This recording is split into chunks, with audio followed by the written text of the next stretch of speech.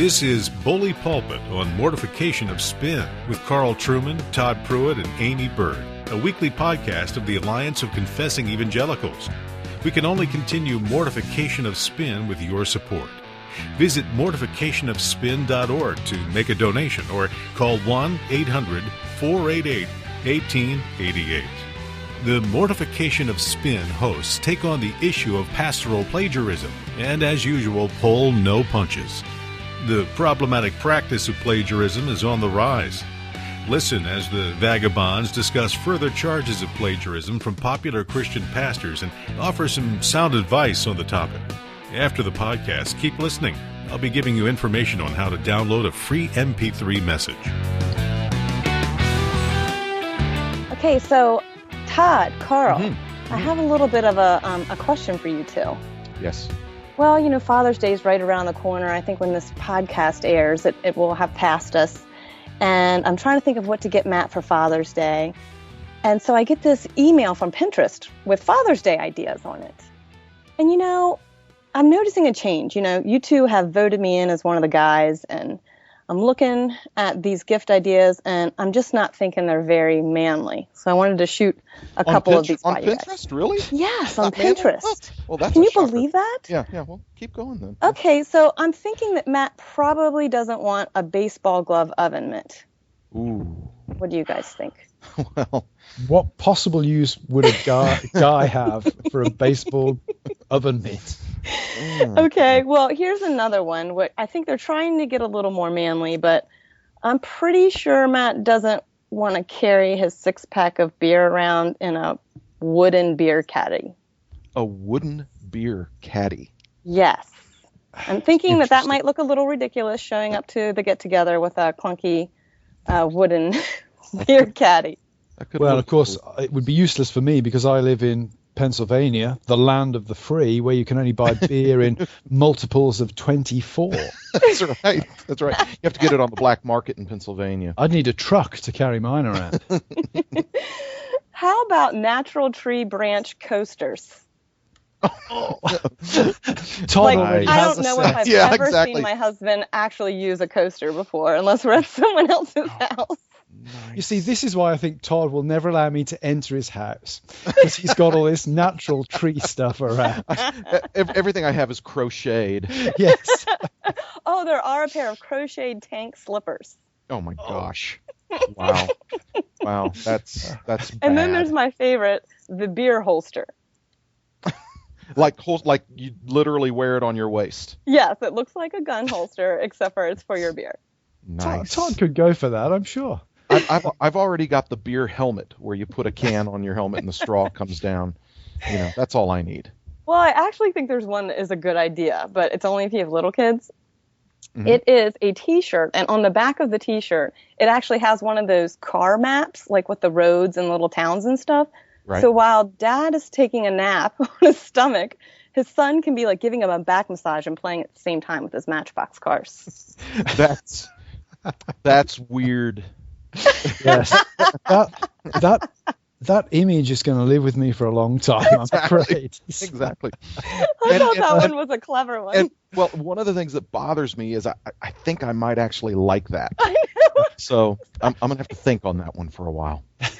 Okay, so Carl, what are we really talking about today?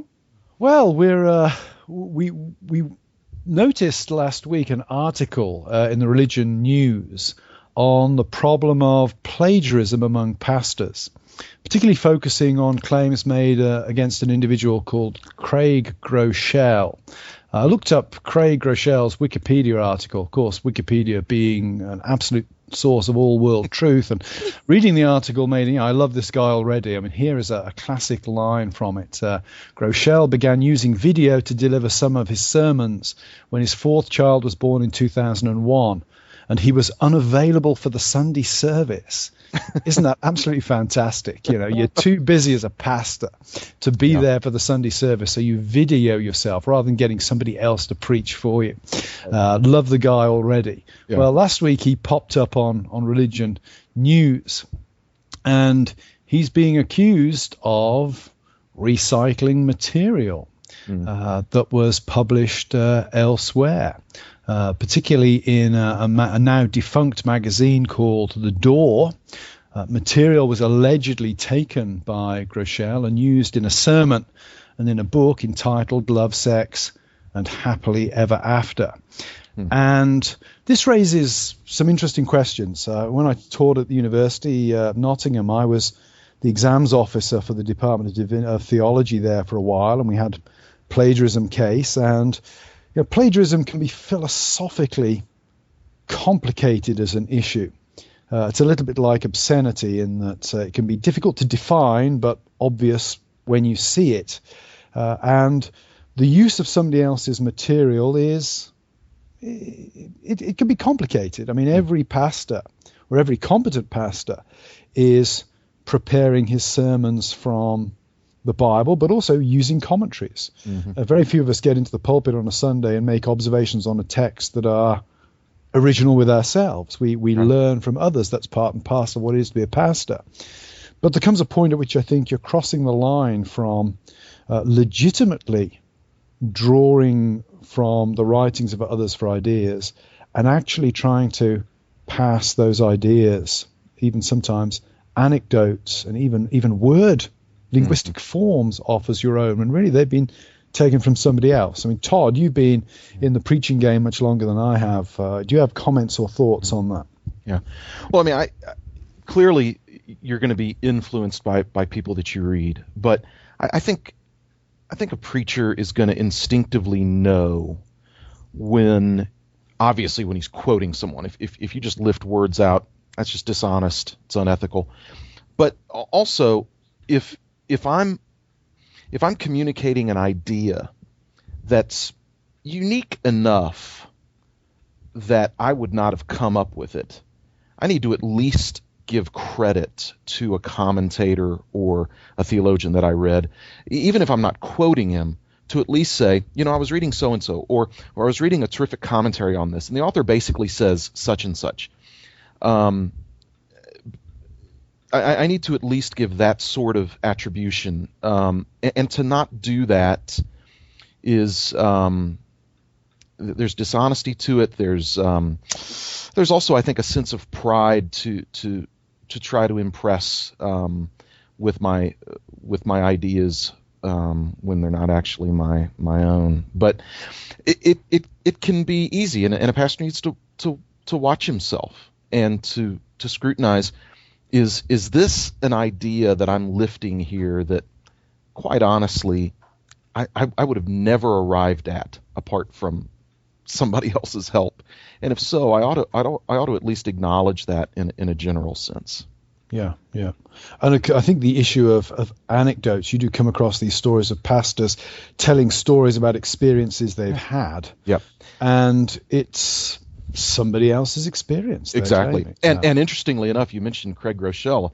I don't know, it's been about 6 years ago or so, maybe 7 years ago, a church planter down south made some news and got around the internet because he had borrowed directly from Craig Groeschel, even to the extreme of taking a personal story about his own life that Craig Groeschel told from the pulpit, and this guy repeating it as his own personal story.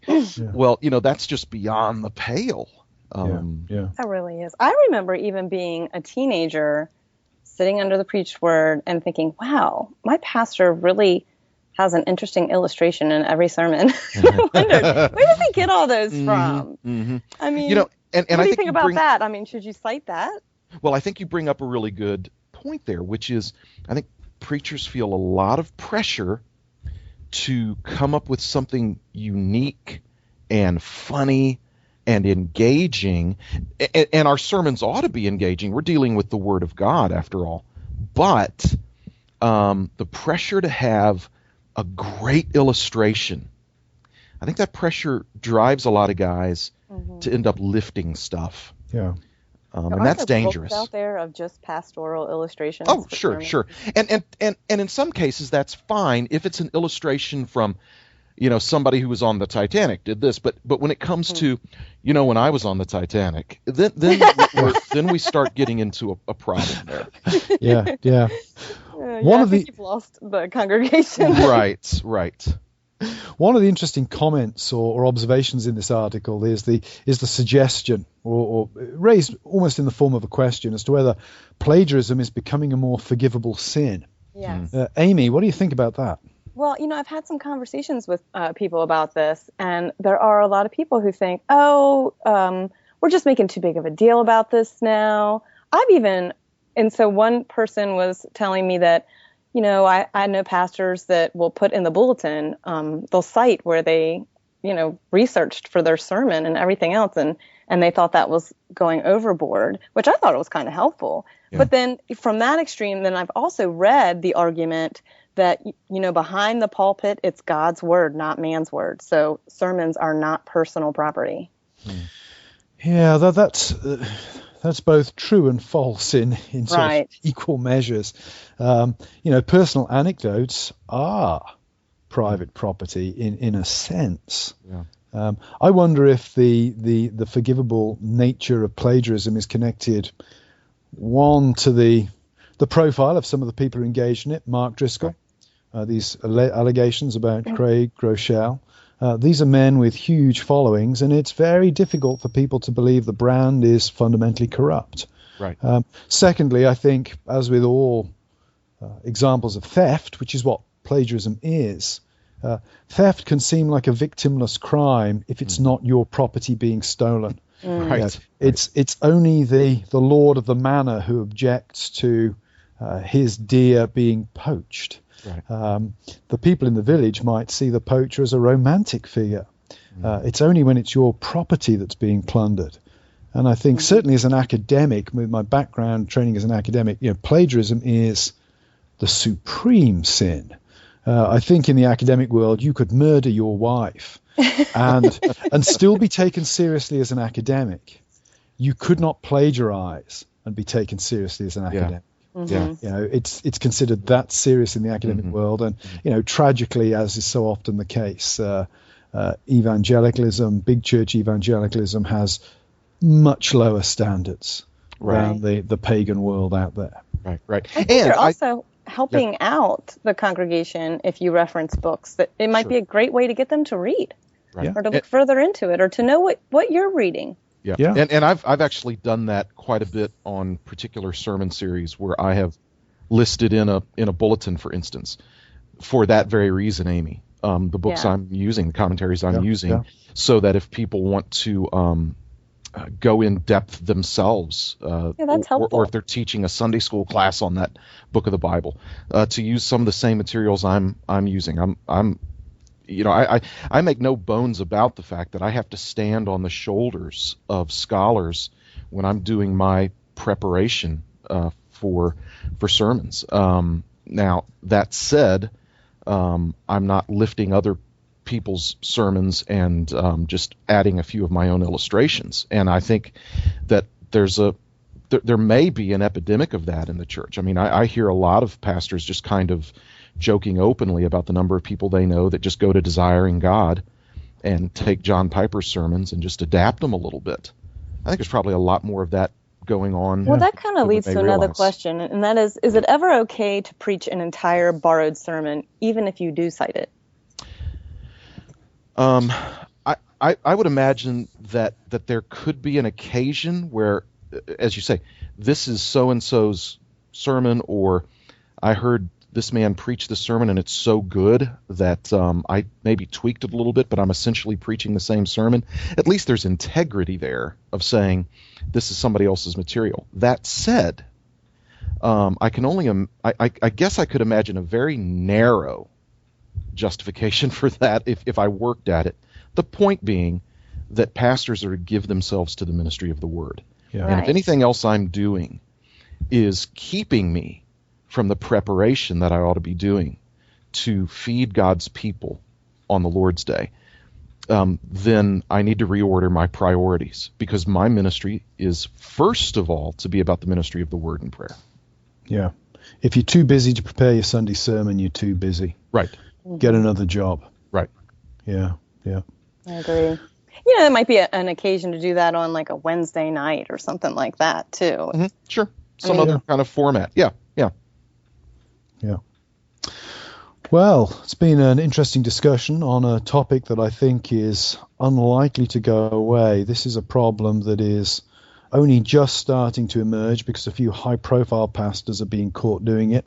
One imagines that the problem is not restricted simply to the great and the famous, but probably goes right the way down to the grassroots of the Christian church, and it's something that congregations, elders, the culture of evangelicalism in general is going to have to come to terms with.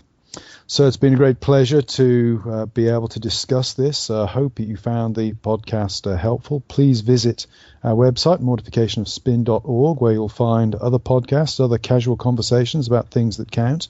And while Todd goes off to get his brownies out of the oven using his baseball mitt-shaped oven gloves, I'm going to grab hold of my wooden beer holster or whatever it is and go out and get me some drink.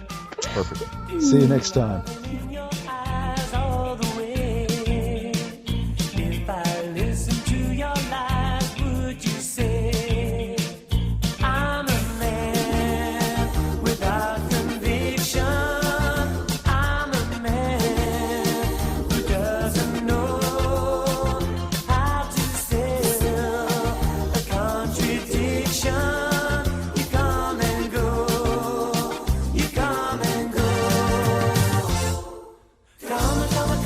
This has been a bully pulpit from Mortification of Spin, the podcast of the Alliance of Confessing Evangelicals. Remember to visit our website, mortificationofspin.org, where you can sign up for a chance to win a free message on preaching from Joel Beakey entitled Calvinistic Experimental Preaching. Mortification of Spin is a podcast of the Alliance of Confessing Evangelicals. Alliance ministries include Reformation21.org, the Bible Study Hour, and events held from Florida to Sacramento. To learn more about the Alliance, visit alliancenet.org or call 800-488-1888. We can only continue to bring you Mortification of Spin with your support. To make a donation, please visit mortificationofspin.org or call 800-488-1888. Please join the gang again next week, and don't forget to download your free MP3 message.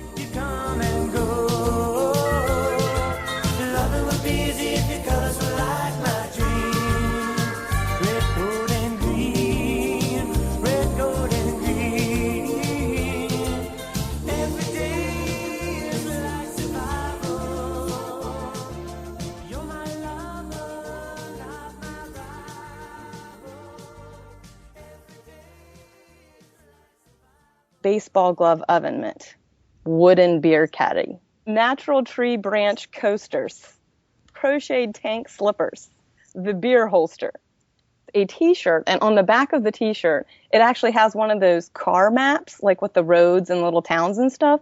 Right. So while dad is taking a nap on his stomach, his son can be like giving him a back massage and playing at the same time with his Matchbox cars.